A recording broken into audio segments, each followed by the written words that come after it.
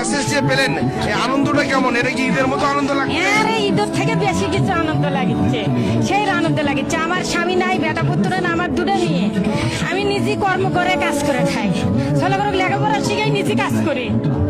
তো এই তারেক রহমান যে ফ্যামিলি কার্ডটা আমাকে দিল, এটা এমন খুশি লাগিচ্ছে, তাকে তারেক রহমানকে ধন্যবাদ দিই। আল্লাহ বাঁচে রাখুক, আল্লাহর হায়াত বাড়িয়ে দিক। আর এই খুশিতে চোখে পানি আসছে, আর বলার মতো আর ভাষা নেই। অনেক উপকার হলো আমাকে রে, বিশাল। আমার পক্ষে আমার কেউ নাই, আমার একা আল্লাহ ছাড়া। তা আমার তো এই উপকারটা তারেক রহমান করলো, এটা আল্লাহ ওর জন্য দোয়া করবো, আল্লাহ হায়াত বাড়িয়ে দিক। আল্লাহ কারো মানুষ দেওয়ার সেবা করার মতো কারো ক্ষমতা আল্লাহ বাড়িয়ে দিক। আমার স্বামী নেই, আমার সন্তান নেই, আমার ঘর বাড়ি নেই, আমার সবকিছু পুড়ে মুড়ে শেষ হয়ে গেছে। এখন এই 2500 টাকাই আমার কাছে কোটি কোটি টাকা মূল্য। কি করবো আমি? আমার প্যারালাইসিস, আমার হাতের সমস্যা, আমি কোনো কাজ কাম করতে পারি না।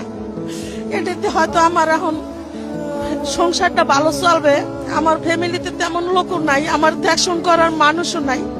আল্লাহ তার জিয়ারে যেন সারা জনম হাজার হাজার লক্ষ লক্ষ বছর বাঁচাই রাখে। আমার যেটুকু আল্লাহ সব পুড়ে মুড়ে শেষ হয়ে গেছে গা।